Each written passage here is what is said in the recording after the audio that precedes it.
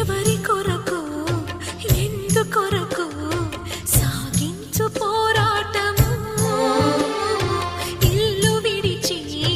పల్లె విడిచి ఎన్నాళ్ళు ఈ నరకము